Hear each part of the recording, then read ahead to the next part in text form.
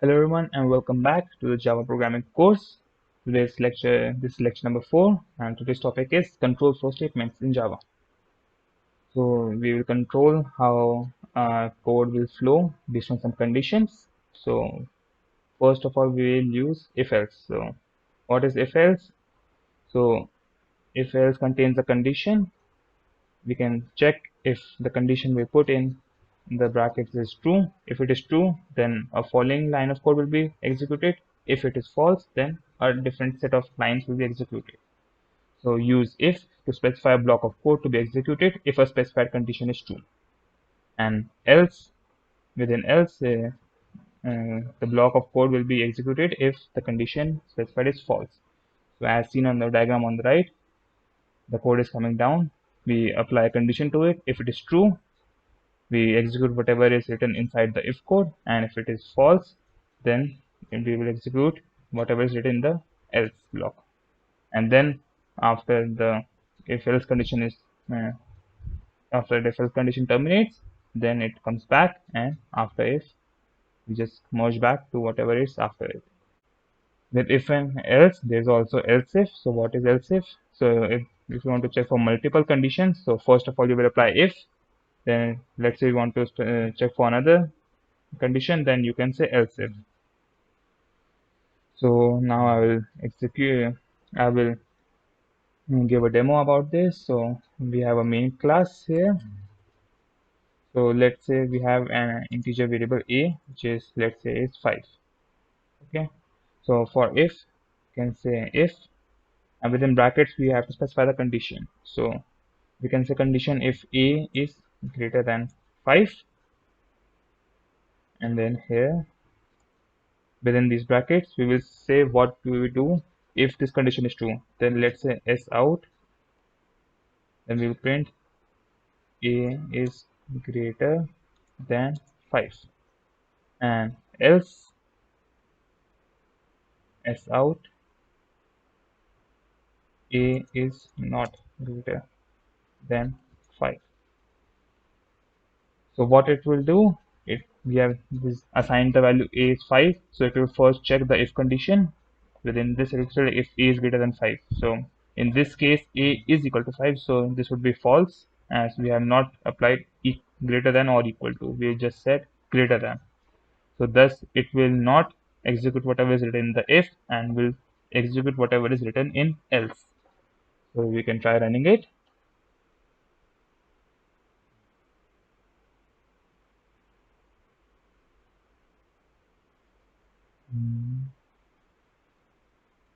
Once, and here a is not greater than 5. It means it executed whatever is written in else.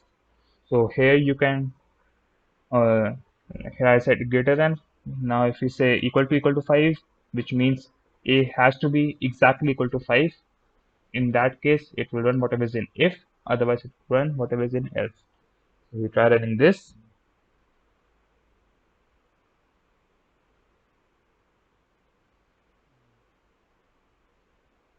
and here the output is a is greater than 5.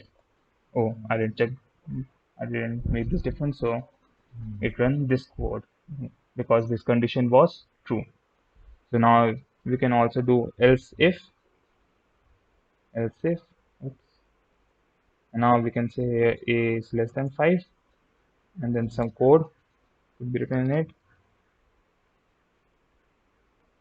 Okay, some code.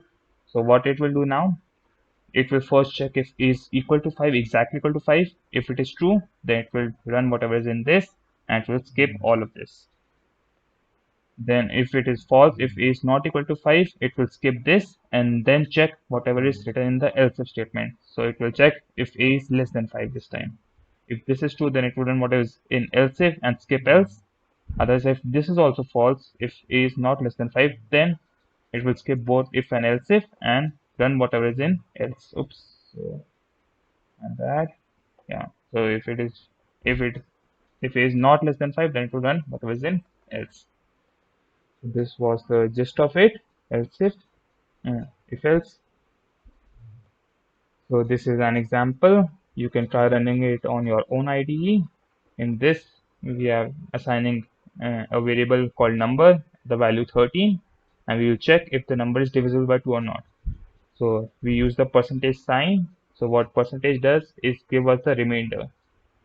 So here we do number remainder 2, and so 13 remainder 2. So since 13, if we divide 13 by 2, then the remainder comes out to be 1. So this is basically telling us what that would be. Oops. So now and then with double equal to, we are checking if it is equal to, if the left hand side value is equal to the right hand side value. We're checking if it is, if the remainder comes out to be 0, then in that case we will print n. We will print out that it is an even number, otherwise we will print out if it is a non number. So in this case, where number is assigned 13, the remainder would be 1, and since 1 is not equal to 0, it will not execute whatever is in if, and will execute whatever is in else. So it will print out odd number. So similar to if else, there is switch. So what's the difference? So switch executes a single statement for multiple conditions. So we can assign multiple cases, and it will check whichever case is true and thus run that case. So there can be 1 to n number of case values. So one of the main differences is switch. For switch, the cases you cannot say a, let's like in this, we cannot say a is less than 5. This cannot be a case. We have to say exactly a is equal to 5. So then we have also use break to separate cases and default. So if the cases are not true, if neither of the cases are true, then whatever is in default will be run. So this is an example. Here number is 20 and switch. This is the syntax of how to run switch. So in case 10, so what it will do is it will check whatever is in the bracket. So number, it will check if number is exactly equal to 10. So if that is true, then it will print out 10, and then we will assign break. Similarly, there is another case. So in this, it will check if if number is exactly equal to 20, then it will run this. Then same for 30, and then default. So if number is neither 10 nor 20 nor 30, then it will run the default. So you can see here we have written break in between all these cases. So this is very important. So what break will do is if case 10 comes out to be true, then it will print out 10, and then break will end the switch case. So if break is not there, then it will execute case 20 also. So we don't want that. So we only want to print out whatever we want if number is equal to 10. So thus we will put break in here. So you can try this on your own IDE. This is the syntax. So after the conditional statements, then there are loops. So what are loops used for? If you say you want to repeat a statement multiple times, then you can, instead of manually typing it, let's say 10 times, if you want to print out a 10 times, then instead of using s out a, s out a, s out a 10 times manually writing it, then we can, instead of that, we can just make a loop of length 10, and in each loop we can say print a once. So there are also three kinds of loops. First is the for loop, then is the while loop, and third is the do while loop. So these are the syntaxes: for loop, while loop, and do loop. So for loop, it iterates the code block specified number of times, and when we know the number of iterations to be run. So here we can see statement 1, statement 2, and statement 3. So statement 1 is the initialization process. So let's say we want to initialize a variable I equal to 0, then we will put it here. Statement 2 where is the condition that the for statement will check. So if we say I is less than 5, so it will check if I is less than 5, and if it is true, if the condition is true, then it will run whatever is to be executed. And then statement 3 is basically your incrementation or decrementation. So after each iteration, what do we have to change? So in this case, we can change the value of I itself. So we can increase I by 2, I by 1, whatever we want. Then that will come in statement 3. So while statement 2 comes out to be true, it will continuously execute whatever is within the for block. Similarly for while, there's a condition within the while, and it will execute whatever is in while in the while block while the condition itself is true. So it will check condition is true, it will run. If it is true, it will run. If it is true, it will run. As soon as it encounters a false, it will no longer run and will come out of the while loop.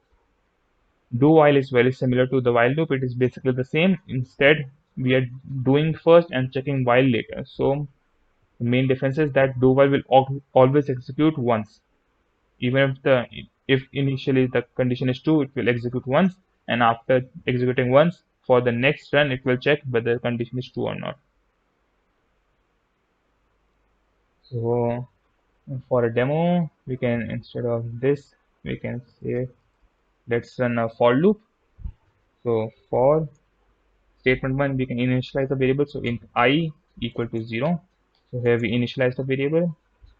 Then the condition which we will say I less than 5. So we want to run while the value of I is less than 5, and then the incrementation. So here we can say plus plus I. So plus plus I, what does plus plus I mean? It basically means increasing the value of I by 1. So this is equal to I is equal to I plus 1. This is the same as plus plus I. So this is the shortcut for plus 1. Similarly for minus 1, there is minus minus I. But let's say you don't want to increment it by 1 and you want to increment it by 2, then you have to do it like this: I is equal to I plus 2. So let's say we are just doing it plus plus I here. We make the block, and then we'll say s out, and we'll print I itself. If we say this, and then we say s out outside, uh, ending last, oops, last. Yeah. And now if you try to run it,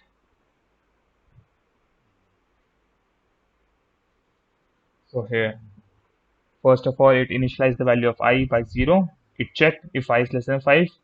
0 is indeed less than 5, so it will go inside the block. It will print out the value of I, which is 0. Then after running it, it will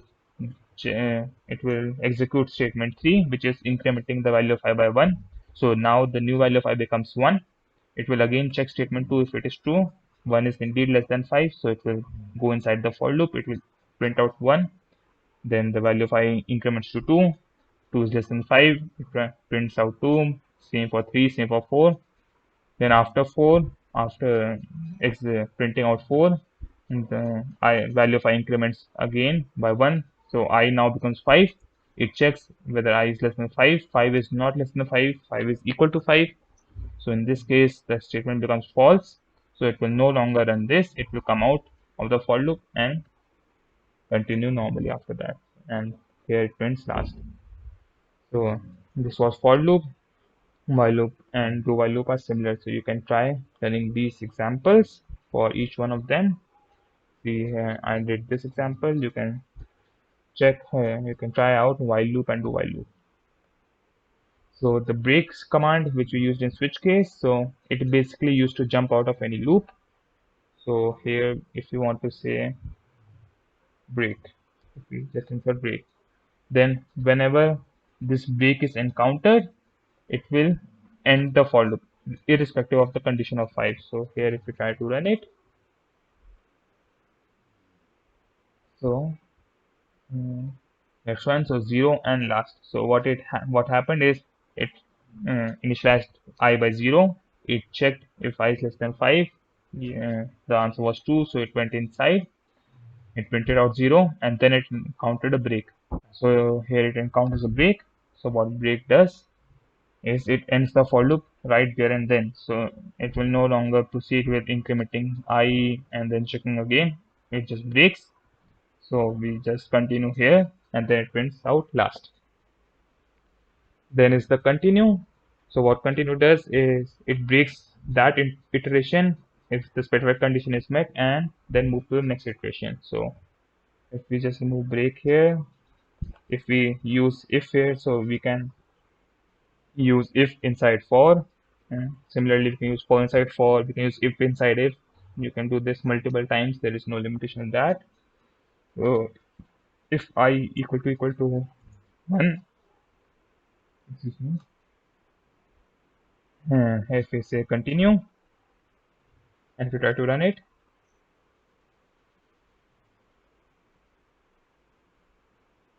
here it printed 0, 2, 3, and 4. So here you see it skipped 1. So what happened? For I equal to 0, this statement was false, so it just left the continue and it just printed out 0.